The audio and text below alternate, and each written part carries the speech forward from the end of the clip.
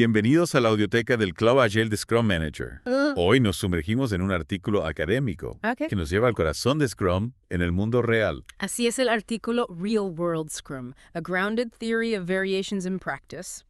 Se basa en entrevistas y observaciones de profesionales de equipos Ajá. que trabajan con Scrum. ¿Y qué tienes de especial este artículo? Lo fascinante es que a pesar de la popularidad de Scrum, Sí.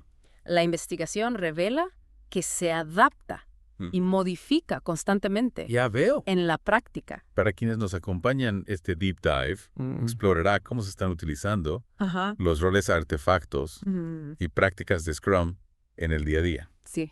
Y lo más importante, ¿por qué se dan estas variaciones? Exacto. Este deep dive les ofrece una visión mucho más práctica y realista Ya. de cómo funciona Scrum Ajá. en diferentes contextos. En comparación con la teoría. Y que se encuentran en los libros. Comencemos por los roles de Scrum. De acuerdo. Todos conocemos al Product Owner, Sí, el responsable de maximizar el valor del producto. correcto.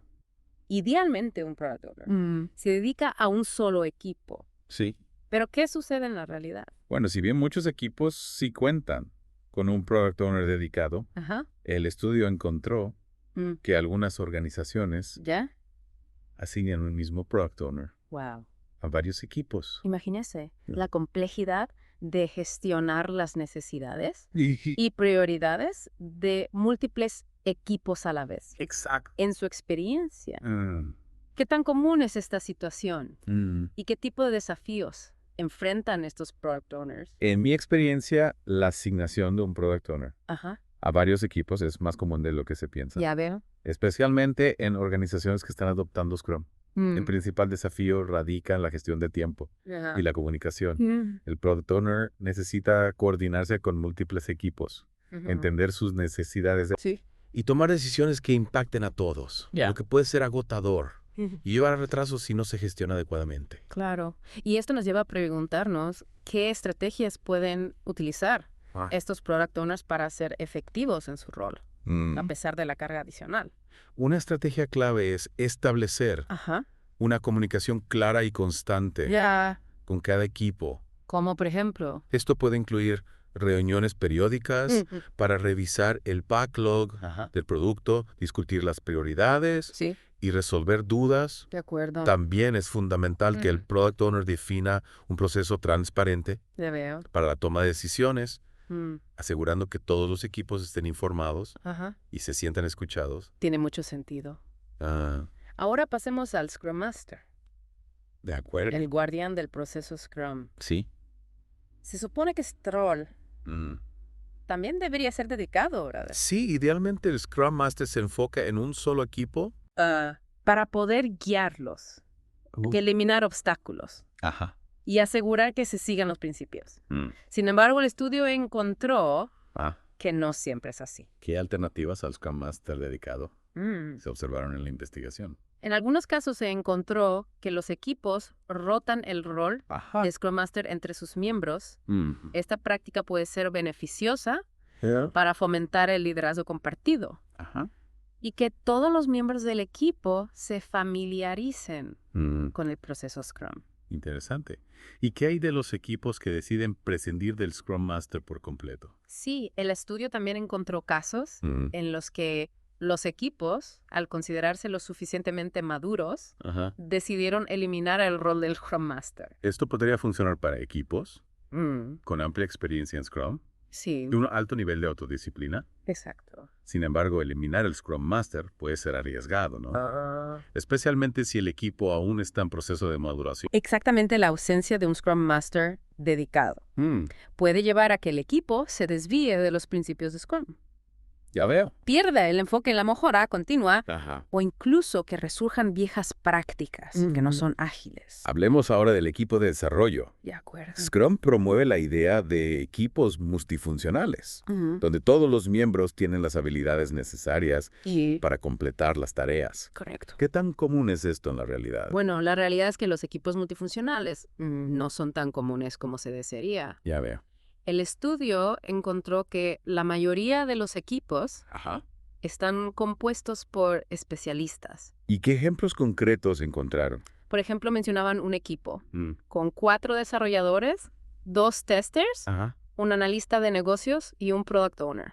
Claro, esa configuración de equipo con especialistas. Aunque común presenta sus propios retos, ¿no? ¿Cómo afecta la dinámica del equipo y su capacidad de adaptarse a los cambios? La especialización, aunque necesaria en muchos proyectos, puede dificultar la autoorganización y la flexibilidad. Si un equipo depende de que un especialista complete una tarea específica, esto puede crear cuellos de botella y retrasar la entrega de valor. ¿Y qué estrategias pueden implementar los equipos para mitigar este riesgo? Fomentar la colaboración y el aprendizaje continuo entre los miembros del equipo es fundamental. Los especialistas deben compartir sus conocimientos y trabajar juntos para que el equipo pueda ser más adaptable. También es importante promover la idea de que aunque cada miembro tenga una especialidad, todos pueden contribuir en diferentes áreas del proyecto. Ahora pasemos a las prácticas de Scrum. De acuerdo. Comencemos con la estimación. Un tema que a veces genera confusión. Sí. ¿Cómo se supone que los equipos estimen el esfuerzo requerido para completar las tareas? Scrum promueve la estimación colectiva, donde todos los miembros del equipo participan en la discusión y llegan a un consenso sobre el esfuerzo requerido. Sin embargo, la investigación nos muestra que en la práctica la estimación individual es más común de lo que se cree. Exacto. En muchos casos, los líderes de equipo o expertos en un área específica son los que hacen las estimaciones basándose en su experiencia. Esto puede ser eficiente en el corto plazo, pero puede generar problemas a largo plazo. Tiene sentido si solo una persona está a cargo de la estimación. Se corre el riesgo de que no se consideren todas las perspectivas y que el equipo no se sienta comprometido con las estimaciones. ¿Qué se puede hacer para que la estimación colectiva sea más práctica y eficiente? Hay varias estrategias que pueden ayudar. Por ejemplo, se pueden utilizar técnicas ágiles, como Planning Poker, que facilita la participación de todos los miembros del equipo de forma dinámica y divertida. También es importante establecer criterios de estimación claros y fomentar una cultura de debate abierto dentro del equipo. Y hablando de estimación, ¿qué unidades de medida se utilizan en la práctica? Puntos de historia, horas, tallas de camiseta. El estudio revela que hay una gran variedad de unidades de medida. Algunos equipos utilizan puntos de historia, otros prefieren horas y algunos incluso usan tallas de camiseta para estimar el tamaño de las tareas. Lo importante es que el equipo elija una unidad de medida que le resulte cómoda y que le permita estimar de forma consistente. Me parece interesante la idea de las tallas de camiseta. Es una forma muy visual y fácil de entender para estimar el tamaño de una tarea, especialmente para quienes son nuevos en Scrum. ¿Qué otras técnicas de estimación poco convencionales se observaron en el estudio? Bueno, un dato curioso que se observó es que algunos equipos realizan estimaciones a dos niveles. Uno para el Product Backlog y otro para el Sprint Backlog, utilizando unidades de medida diferentes para cada nivel. ¿Y cuál sería la razón para esta doble estimación? Según el estudio, algunos equipos consideran que utilizar unidades de medida diferentes para cada nivel de backlog les permite ser más precisos en sus estimaciones. Por ejemplo, podrían usar puntos de historia para el Product Backlog, que representa una visión a largo plazo. Ahora para el Sprint Backlog, que se enfoque en el trabajo inmediato. Ahora vemos del desglose del trabajo. De acuerdo. ¿Cómo se dividen las historias de usuario? ¿En tareas más pequeñas y manejables? Scrum recomienda que el equipo, de forma colectiva, realice el desglose del trabajo durante la reunión de planificación del sprint. Dividiendo las historias de usuario en tareas lo suficientemente pequeñas como para completarse en un día o menos. Y eso siempre se cumple. Sin embargo, la realidad nos muestra que no siempre se sigue esta recomendación. Entiendo, entonces, ¿qué alternativas al desglose colectivo se observaron en la investigación? En algunos casos, el desglose del trabajo lo realiza el Product Owner, el Scrum Master, o incluso un miembro del equipo con mayor experiencia en el área específica de la historia de usuario. ¿Y eso es bueno o malo? Esto puede ser eficiente Si se trata de un equipo con mucha experiencia y un alto nivel de confianza, pero puede ser problemático si no hay una comunicación clara. Y una revisión adecuada por parte de todo el equipo. Claro, porque si no hay una participación activa de todo el equipo en el desglose del trabajo, se corre el riesgo de que las tareas no estén bien definidas. Exacto. O que no se consideren todos los aspectos necesarios para su desarrollo. Correcto. Además, el desglose del trabajo siempre se realiza durante la planificación del sprint. ¿No? ¿En qué otros momentos se puede realizar? En algunos casos se realiza de forma anticipada durante el refinamiento del backlog del producto o incluso de forma ad hoc a medida que se avanza en el sprint. En cuanto al nivel de detalle, ¿hay alguna recomendación específica? ¿Las tareas deben ser muy detalladas o más bien generales? El nivel de detalle del desglose del trabajo puede variar según la complejidad de la historia de usuario y la experiencia del equipo. Ya veo. El objetivo es tener tareas lo suficientemente claras para que el equipo pueda entender el trabajo a realizar, pero sin caer en un exceso de detalle que pueda limitar la flexibilidad y la creatividad del equipo. Interesante. Y hablando de flexibilidad, ¿qué nos dice el estudio sobre la asignación de tareas? ¿Quién decide quién hace qué en un equipo Scrum?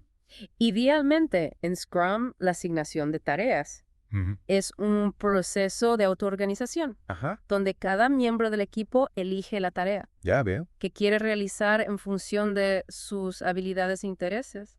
Pero la práctica. Sin embargo, en la práctica. No siempre es tan sencillo.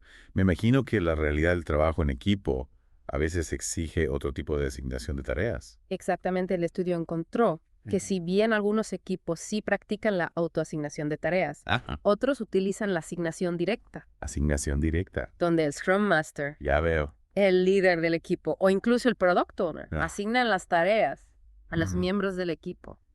Entiendo. Y en su experiencia, ¿cuáles son las ventajas y desventajas de cada enfoque? La autoasignación de tareas, cuando funciona bien, puede aumentar la motivación y el compromiso del equipo. ¿Por qué? Ya que cada miembro tiene la libertad de elegir las tareas Ya veo. que le interesan y en las que se siente más cómodo. ¿Y la desventaja? Sin embargo, puede ser un desafío para equipos nuevos o con miembros que no tienen mucha experiencia en Scrum. ¿Tiene sentido si el equipo no está familiarizado con el trabajo o con el proceso de Scrum? La autoasignación de tareas puede generar confusión y retrasar el proyecto. Y en el caso de la asignación directa. Por otro lado, la asignación directa de tareas puede ser más eficiente en el corto plazo, especialmente si hay tareas urgentes o si el equipo no tiene mucha experiencia. Pero tiene alguna desventaja. Sin embargo, puede generar una sensación de imposición en el equipo. Ya veo. Y reducir la motivación de los miembros. Claro, porque se pierde la autonomía. Y la posibilidad de elegir las tareas que más les interesan. Exactamente. Por eso es importante que el equipo defina un proceso de asignación de tareas que funcione para todos y que se adapte a las necesidades del proyecto. Ahora pasemos a la creación del Sprint Backlog. ¿De acuerdo? La lista de tareas que el equipo se compromete a completar durante el sprint. Sí. ¿Cómo se supone que los equipos deben seleccionar las tareas que formarán parte del sprint? Scrum recomienda que la selección de las tareas se haga de forma colectiva durante la reunión de planificación del sprint. Ya veo. Teniendo en cuenta el objetivo del sprint y la capacidad del equipo. Y eso siempre ocurre. Sin embargo, en la práctica, la creación del Sprint Backlog no siempre es un proceso tan democrático. ¿En qué sentido? Así es, el estudio encontró que en algunos casos el Product Owner, el cliente, o incluso el Scrum Master, son quienes definen las tareas que se incluirán en el Sprint Backlog y la participación activa del equipo. Y esto, como podemos imaginar, puede afectar la motivación de sectar. Y el compromiso del equipo, ¿verdad? Efectivamente, si el equipo no participa en la definición de las tareas que va a realizar, es posible que no se sienta dueño del trabajo y que no esté tan comprometido con su cumplimiento. Claro, porque se pierde la oportunidad de aportar ideas de negociar las prioridades y de llegar a un acuerdo como equipo sobre qué se puede hacer y en cuánto tiempo. Exacto. Por eso es importante que la creación del Sprint Backlog sea un proceso colaborativo, donde todos los miembros del equipo tengan la oportunidad de participar y de aportar su visión. Y hablando del Sprint Backlog, ¿cuántas tareas se deben incluir? ¿Hay alguna regla o recomendación? Scrum recomienda utilizar la velocidad del equipo como referencia para determinar la cantidad de trabajo que se puede incluir en Sprint Backlog. ¿Velocidad del equipo? La velocidad del equipo se calcula basándose en la cantidad de trabajo que el equipo ha completado en sprints anteriores. Ya veo, pero todos los equipos siguen esta recomendación. Sin embargo, el estudio encontró que algunos equipos se salen de este marco y terminan incluyendo más trabajo del que pueden manejar. ¿Y qué pasa cuando ocurre eso? Sí, algunos equipos tienden a ser ambiciosos e incluyen en el Sprint Backlog una mayor cantidad de trabajo de la que pueden completar en el tiempo disponible, lo que puede generar frustración y afectar la moral del equipo. Claro, porque si el equipo no logra completar todas las tareas que se comprometió a realizar, puede sentirse desmoralizado y perder la confianza en su capacidad de entrega. Exactamente. Por eso es importante que el equipo sea realista al definir la cantidad de trabajo que puede realizar en un sprint, teniendo en cuenta su velocidad, las posibles interrupciones y los riesgos que puedan surgir.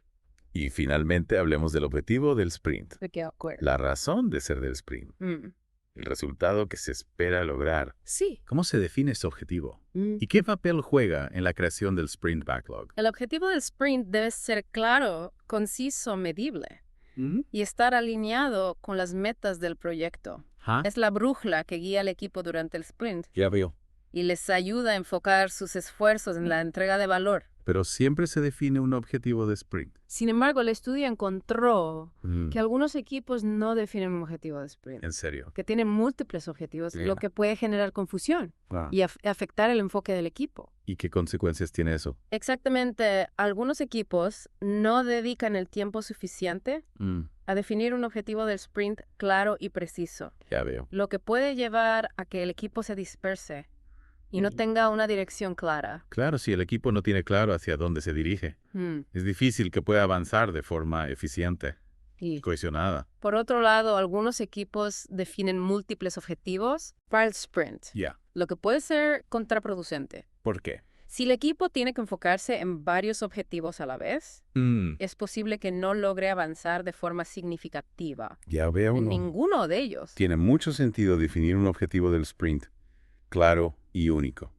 Es fundamental para que el equipo pueda enfocar sus esfuerzos y trabajar en la misma dirección. Exacto. Y además el objetivo del sprint debe ser visible para todos los miembros del equipo y debe utilizarse como guía para la selección de las tareas que se incluirán en el Sprint Backlog.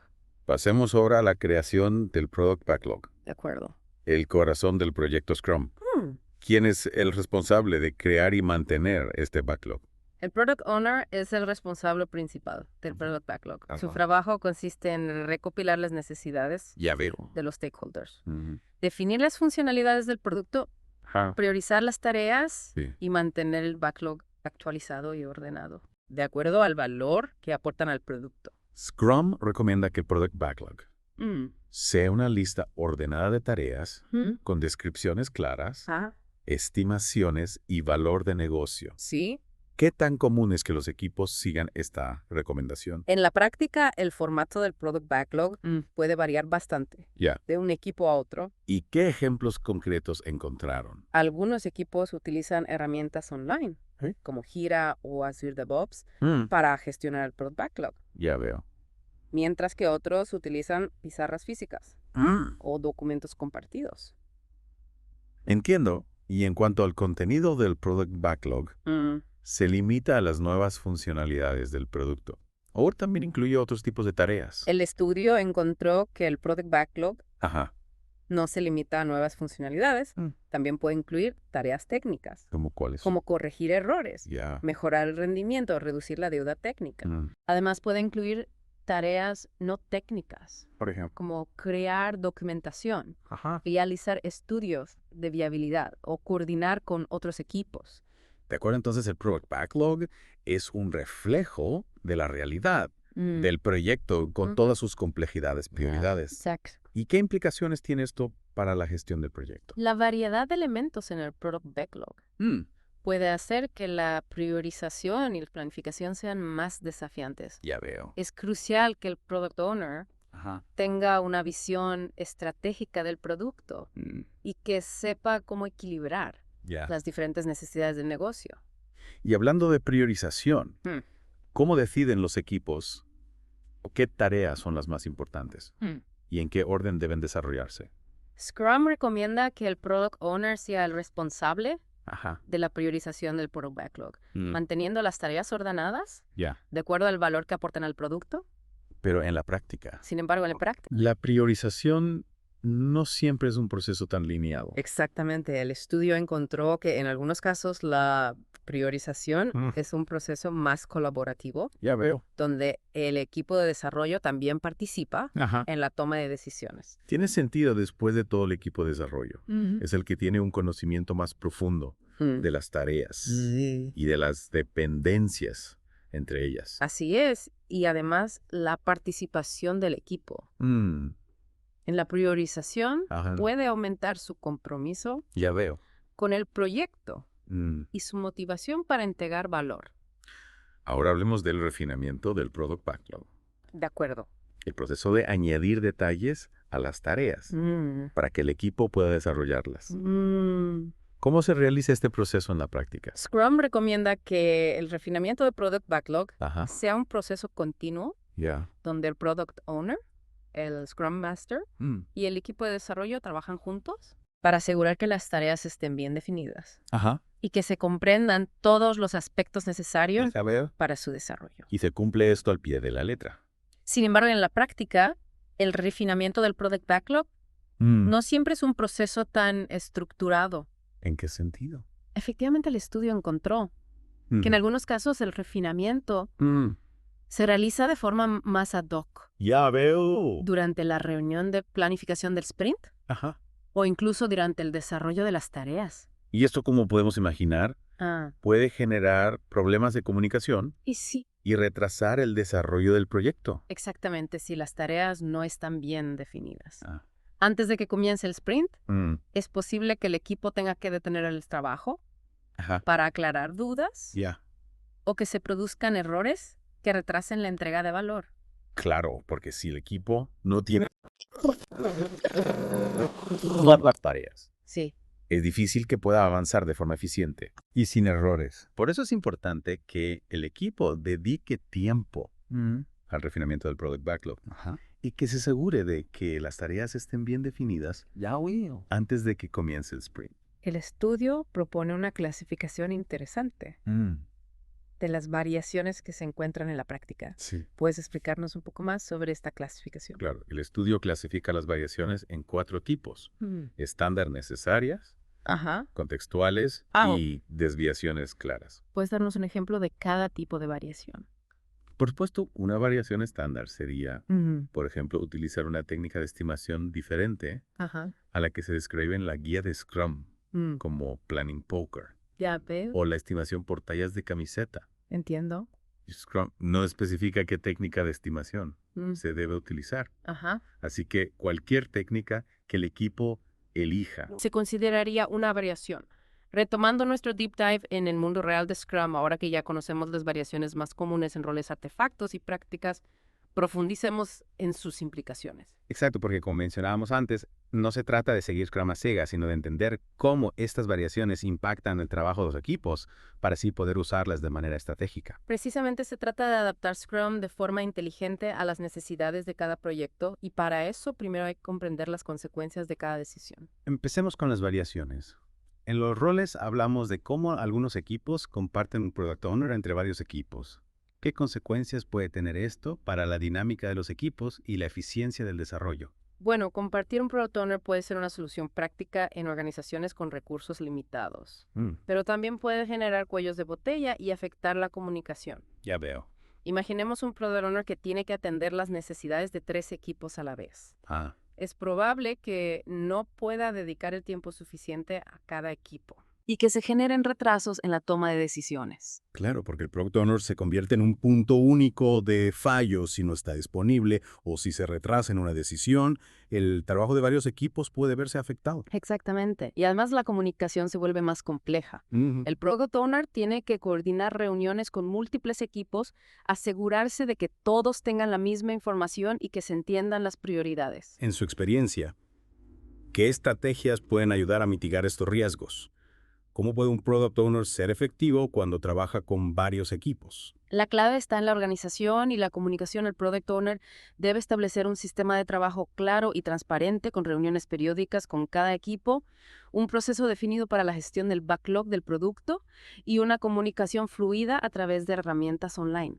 Tiene sentido, se trata de encontrar un equilibrio entre la eficiencia de compartir un recurso y la necesidad de dedicar tiempo y atención a cada equipo. Exacto, y hablando de roles, también mencionamos que algunos equipos rotan o eliminan el rol de Scrum Master. ¿Qué implicaciones puede tener esto para el equipo? Sí, esa fue una de las variaciones que más me llamó la atención. Eliminar un rol que se considera fundamental en Scrum parece arriesgado, ¿no? Sin duda puede serlo. Aunque rotar el rol de Scrum Master puede ser una forma de fomentar el aprendizaje y la autonomía del equipo. También puede generar inestabilidad y falta de continuidad en el proceso. Claro, porque cada vez que cambia Scrum Master, el equipo tiene que adaptarse a su estilo de trabajo y a su forma de interpretar Scrum. Exactamente. Y eliminar el rol por completo puede ser aún más problemático. El Scrum Master no solo guía al equipo en el proceso Scrum, sino que también lo protege de las distracciones, facilita la comunicación y ayuda a resolver conflictos. Sin un Scrum Master, el equipo puede perder el enfoque, caer en viejas prácticas o tener dificultades para superar obstáculos. Exacto. Y además se pierde la oportunidad de mejorar continuamente el proceso, ya que el Scrum Master es el responsable de identificar áreas de mejora y de guiar al equipo en la implementación de cambios. Pasemos ahora a las variaciones en las prácticas de Scrum. Empezamos con la estimación, un tema que siempre genera debate. Mencionamos que la estimación individual es bastante común, a pesar de que Scrum recomienda la estimación colectiva. ¿Cuáles son las implicaciones de esta práctica? La estimación individual puede ser más rápida y sencilla, especialmente para tareas pequeñas o bien definidas. Sin embargo, también puede ser menos precisa y generar una falta de compromiso por parte del equipo. Claro, porque si solo una persona está a cargo de la estimación, es posible que no se consideren todos los factores que pueden afectar el esfuerzo, como la complejidad de la tarea, las dependencias con otras tareas o los riesgos que pueden surgir. Exactamente, y además, si el equipo no participa en la estimación, es posible que no se sienta comprometido con los plazos y que no se apropie del trabajo. Entonces, ¿cómo podemos fomentar la estimación colectiva sin perder eficiencia? Hay varias técnicas que pueden ayudar. Por ejemplo, Planning Poker es una técnica ágil que permite estimar de forma rápida, participativa y divertida. También es importante que el equipo defina criterios de estimación claros y que se fomente el debate abierto sobre las estimaciones. De acuerdo, y en cuanto al desglose del trabajo, también mencionamos que hay variaciones en la forma en que los equipos lo hacen. ¿Cuáles son las implicaciones de estas variaciones? El desglose del trabajo es crucial para que el equipo pueda entender la complejidad de las tareas y planificar su trabajo de forma eficiente. Scrum recomienda que el desglose se haga de forma colectiva durante la planificación del sprint, pero en la práctica se observan diferentes enfoques. Por ejemplo, mencionamos que en algunos casos el desglose lo realiza el Product Owner o un miembro del equipo con mayor experiencia en el área. ¿Cuáles son las ventajas y desventajas de este enfoque? Bueno, la principal ventaja es la eficiencia. Si una persona con experiencia en el área realiza el desglose, es probable que pueda hacerlo de forma rápida y precisa. Sin embargo, la desventaja es que el equipo puede no sentirse tan involucrado en el proceso y que se pierda la oportunidad de compartir conocimiento y de identificar riesgos. Claro, porque si el equipo no participa en el desglose, es posible que no entienda completamente el trabajo que tiene que hacer o que no se sienta tan comprometido con su cumplimiento. Exacto. Por eso es importante que el equipo encuentre un equilibrio entre la eficiencia y la participación al momento de desglosar las tareas. Y en cuanto a la asignación de tareas, mencionamos que hay equipos que practican la autoasignación y otros que utilizan la asignación directa. ¿Cuáles son las implicaciones de cada enfoque? La autoasignación de tareas, cuando funciona bien, puede aumentar la autonomía, la motivación y el compromiso del equipo. Sin embargo, puede ser un desafío para equipos nuevos o con miembros menos experimentados. Porque si los miembros del equipo no tienen la experiencia o el conocimiento necesarios para elegir las tareas adecuadas, la autoasignación puede generar confusión y retrasar el trabajo. Exactamente, en estos casos, la asignación directa por parte del Scrum Master o del líder del equipo puede ser más eficiente. Sin embargo, es importante que se haga de forma transparente y que se explique al equipo las razones detrás de la asignación. De acuerdo, entonces la clave está en encontrar un equilibrio entre la autonomía del equipo y la necesidad de guiar y apoyar a los miembros menos experimentados. Exactamente. Y hablando de equilibrio, pasemos a la creación del Sprint Backlog. Mencionamos que hay equipos que lo crean de forma individual y otros que lo hacen de forma colectiva. ¿Cuáles son las implicaciones de cada enfoque? En el Pacto de estos, Scrum recomienda que la creación del Sprint Backlog sea un proceso colaborativo donde el equipo decide qué tareas se van a realizar durante el sprint. Sin embargo, el estudio encontró que no siempre se sigue esta recomendación. Así es, en algunos casos el Product Owner o el cliente son quienes definen las tareas que se incluirán en el Sprint Backlog sin la participación del equipo. Ya veo. Esto puede ser eficiente en el corto plazo, pero puede afectar la motivación y el compromiso del equipo a largo plazo. Claro, porque si el equipo no participa en la definición del trabajo que va a realizar, es posible que no se sienta tan comprometido con su cumplimiento. Exactamente. Por eso es importante que la creación del Sprint Backlog sea un proceso colaborativo, donde el equipo tenga la oportunidad de negociar las tareas, estimar el esfuerzo y comprometerse con el objetivo del sprint. Y hablando del objetivo de sprint, también mencionamos que hay equipos que tienen múltiples objetivos o que no definen un objetivo claro. ¿Qué implicaciones tiene esto para el equipo? El objetivo del sprint es fundamental para que el equipo tenga una dirección clara y pueda enfocar sus esfuerzos en la entrega de valor. Si el equipo tiene que trabajar en varios objetivos a la vez, es posible que no logre avanzar de forma significativa en ninguno de ellos. Claro, porque la atención del equipo se dispersa y no se logra un progreso tangible en ninguno de los objetivos. Exacto. Y por otro lado, si el equipo no define un objetivo del sprint, es como navegar sin brújula. El equipo puede estar trabajando mucho, pero si no tiene un objetivo claro, es difícil que pueda entregar valor al cliente. Entonces, definir un objetivo del sprint claro y único es fundamental para que el equipo pueda enfocar sus esfuerzos y trabajar en la misma dirección. Precisamente, y además el objetivo del sprint debe ser visible para todos los miembros del equipo y debe utilizarse como guía para la selección de las tareas que se incluirán en el Sprint Backlog. Pasemos ahora a la creación del Product Backlog, el corazón del proyecto Scrum. Mencionamos que puede incluir una variedad de elementos desde nuevas funcionalidades hasta tickets de soporte e incidentes. ¿Qué implicaciones tiene esto para la gestión del proyecto? La variedad de elementos en el Product Backlog puede hacer que la priorización y la planificación sean más desafiantes. Es crucial que el Product Owner tenga una visión estratégica del producto y que sepa cómo equilibrar las diferentes necesidades del negocio. Y hablando de priorización, ¿cómo deciden los equipos qué tareas son las más importantes y en qué orden deben desarrollarse? Scrum recomienda que el Product Owner sea responsable de la priorización del Product Backlog, manteniendo las tareas ordenadas de acuerdo al valor que aportan al producto.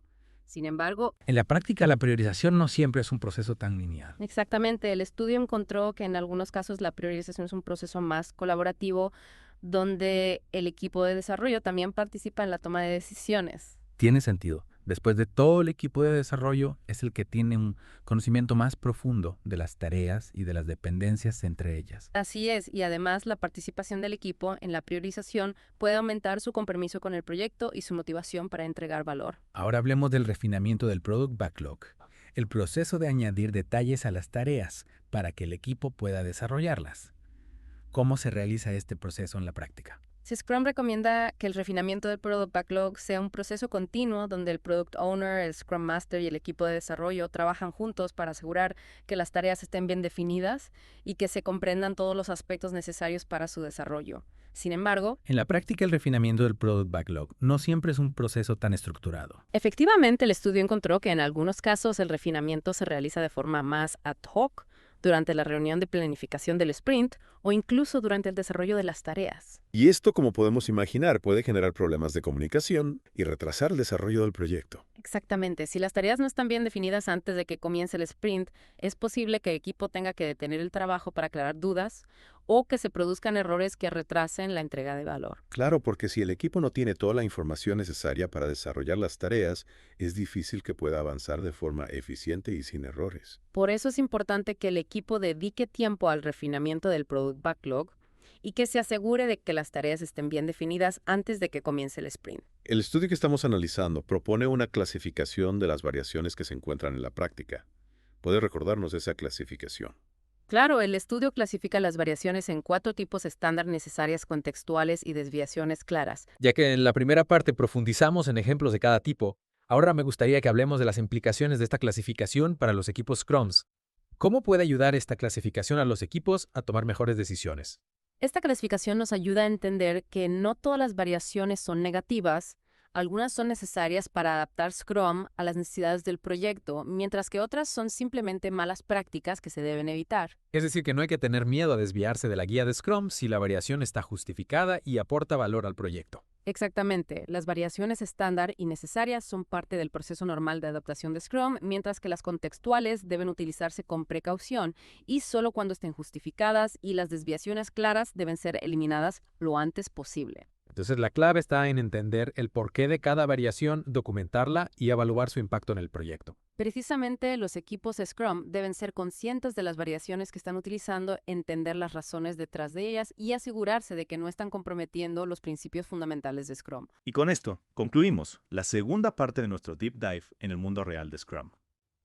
En la tercera y última parte, discutiremos algunas recomendaciones para los equipos Scrum y reflexionaremos sobre el futuro de este marco de trabajo ágil. Hemos explorado las variaciones de Scrum en la práctica, analizado sus implicaciones, y ahora en esta última parte de nuestro Deep Dive nos enfocaremos en cómo aplicar este conocimiento para optimizar nuestros proyectos. Exacto, aterricemos toda esta información en acciones concretas si eres parte de un equipo que utiliza Scrum. ¿Qué puedes hacer para aprovechar al máximo este marco de trabajo en el mundo real? Justamente porque de nada sirve tener todo este conocimiento si no lo podemos traducir en mejoras tangibles. ¿Cuáles serían sus principales recomendaciones para los equipos Scrum basándose en lo que hemos discutido? Lo primero es recordar que Scrum es un marco de trabajo, no un conjunto de reglas inquebrantables. Las variaciones, como hemos visto, son inevitables y a menudo necesarias. Lo importante es ser conscientes de las decisiones que tomamos y entender sus implicaciones. Entonces, no hay que tener miedo a experimentar y adaptar Scrum a las necesidades del proyecto. Exactamente, la clave está en encontrar un equilibrio entre la fidelidad a los principios de Scrum y la flexibilidad para adaptarlo al contexto. Y para eso es fundamental que el equipo tenga un conocimiento profundo de Scrum y que se fomente la comunicación abierta y la reflexión constante. ¿Qué estrategias específicas pueden utilizar los equipos para tomar decisiones informadas sobre las variaciones que implementan? Bueno, una estrategia muy útil es documentar las variaciones que se están utilizando, explicar las razones detrás de cada variación y evaluar su impacto en el proyecto. Esto se puede hacer, por ejemplo, en una reunión de retrospectiva o en un documento compartido por el equipo. Tener un registro de las variaciones y de sus efectos nos permite analizar si realmente están aportando valor o si están generando problemas. Exacto. Y además facilita la comunicación con otros equipos o con la organización en general, ya que se puede explicar de forma transparente por qué se están haciendo las cosas de una manera diferente a la que se describe en la guía de Scrum. Y hablando de la guía de Scrum, ¿qué papel juega en este contexto de variaciones y adaptaciones? La guía de Scrum es un documento muy valioso que define los principios y las prácticas de Scrum. Sin embargo, es importante entender que es una guía, un manual de instrucciones. No hay una única forma de implementar Scrum y cada equipo debe encontrar la forma que mejor se adapte a sus necesidades. Entonces, la guía de Scrum no es un obstáculo para la innovación y la adaptación, sino más bien una base sólida sobre la que se pueden construir diferentes formas de trabajar. Exacto. Y además, la guía de Scrum está en constante evolución, lo que demuestra que Scrum es un marco de trabajo vivo y que se adapta a las nuevas realidades del desarrollo de software. Este estudio nos ha brindado una visión muy valiosa de cómo se está utilizando Scrum en el mundo real y nos ha mostrado que las variaciones son más comunes de lo que se piensa. ¿Qué podemos concluir de todo esto? ¿Cuál sería el mensaje principal que queremos dejar a nuestros oyentes? Yo diría que la principal conclusión es que Scrum en la práctica es un marco de trabajo flexible y adaptable. Las variaciones son inevitables y a menudo necesarias para que Scrum funcione en diferentes contextos.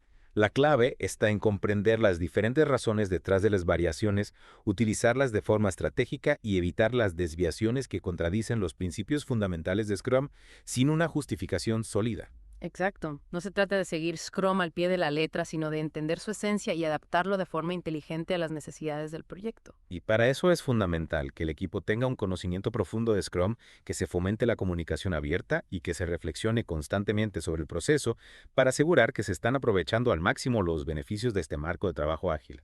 Los invito a reflexionar sobre las variaciones que han observado en sus propias experiencias con Scrum y a compartir sus ideas con la comunidad. Excelente punto. El aprendizaje continuo y el intercambio de experiencias son pilares de la cultura ágil. Y con esto llegamos al final de nuestro Deep Dive en el mundo real de Scrum. Espero que esta información les sea útil para mejorar sus proyectos. Hasta la próxima. Gracias por acompañarnos en esta inmersión. Recuerden que la clave del éxito con Scrum está en la adaptación y la mejora continua. Nos vemos en nuestro próximo Deep Dive.